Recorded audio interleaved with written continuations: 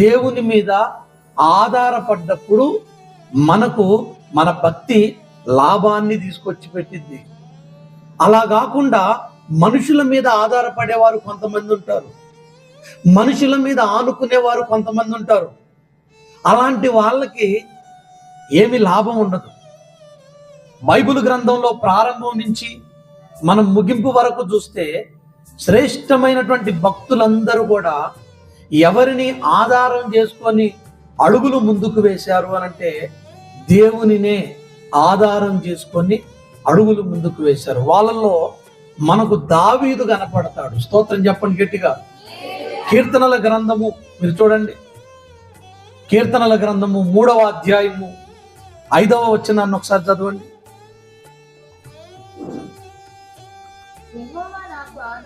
చూడండి ఏమన్నాడు ఆయన, చదవండి అన్నమాట. యెహోవా నాకు ఆధారము అని అన్నాడు. ఇంకెవరు నన్ను ఆధారం చేసుకున్నాడా? లేదు. నాకు ఆధారం ఎవరు అని అంటే ఒక్కటే మాట చెప్పాడు. మా నాన్న అని చెప్పలేదు, మా అన్నలు అని చెప్పలేదు, లేకపోతే నాకు డబ్బు అని చెప్పలేదు. నాకు ఆధారం ఎవరు అని అంటే దేవుడే నాకు ఆధారం. దేన్ని ఆధారం చేసుకొని నీ మనుగడని కొనసాగిస్తున్నావు ఒక్కసారి మనం పరిశీలించుకోవాలి.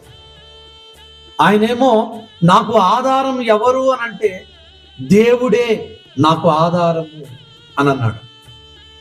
దేవుణ్ణి ఆధారం చేసుకొని తన భక్తి జీవితాన్ని సాధన చేశాడు. అందుకొరకే దావీదుని దేవుడు ఏం చేశాడో తెలుసా? గొర్రెల దొడ్డి నుంచి సింహాసనం మీదకి ఎక్కించాడు. చప్పట్లు కొట్టండి. ఎంత లాభమో చూడండి. గొర్రెలు కాచుకునేటువంటి వ్యక్తిని దేవుడు సింహాసనం మీదకి ఎక్కించాడు. అలాగున దేవుడు అతన్ని చేయడానికి గల కారణం దేవుని మీద దావీదు ఆధారపడ్డాడు. అడుగడుగున దేవుని మీదనే ఆధారపడ్డాడు. అందుకొరకే తన జీవితంలో ఎదురైనటువంటి ప్రతి పరిస్థితిలో దేవుడు తోడై నిలబడ్డాడు. దేవుడు ఆదుకున్నాడు. ప్రతి విషయంలో దేవుడే తనకు ముందు నడిచాడు. ఎందుకంటే ఇక నాకు ఎవ్వరూ లేరు ప్రభు, నాకు నువ్వే ఆధారం, నీవే నాకు ఆధారం, నేను ఎవరిని ఆధారం చేసుకోలేదు. దేవభక్తి మనకు లాభాన్ని తీసుకొని వచ్చేది ఎప్పుడు అనంటే ఆయన మీద ఆధారపడ్డప్పుడు ఆ భక్తి నీకు గొప్ప లాభాన్ని తీసుకొని వచ్చి పెట్టింది. లాభము అనంటే ప్రతిఫలము లేదా ఆశీర్వాదం. నువ్వు గొప్ప ఆశీర్వాదాన్ని పొందుకోవాలి అనంటే దేవుని మీద ఆధారపడే వ్యక్తిగా ఉండాలి. అన్ని వేళల అన్ని సమయాలలో నువ్వు ఎవరి మీద ఆధారపడాలంటే దేవుని మీద ఆధారపడాలి. ఫర్ ఎగ్జాంపుల్, ఇప్పుడు మనకు ధనం అవసరమైందండి. ఏం అవసరమైంది చెప్పాలి గట్టిగా. ఒక 1000 రూపాయలు అవసరమైనవి. నువ్వేం చేస్తావు? మొట్టమొదట మనం ఏం చేస్తాం అంటే మన చుట్టుపక్కల ఉన్న వాళ్ళందరినీ చూస్తాం. అవునా? చూసి వాళ్ళ దగ్గరికి వెళ్ళి, వదినా నాకు 1000 రూపాయలు అవసరం, వారం రోజుల్లో ఇస్తాను ఇవ్వమంటే, అయ్యయ్య అవునా, డబ్బులన్నీ వేరే వాళ్ళకి కట్టాల్సి ఉంటే కట్టానని చెప్పినప్పుడు ముఖం చిన్న పుచ్చుకుంటాం.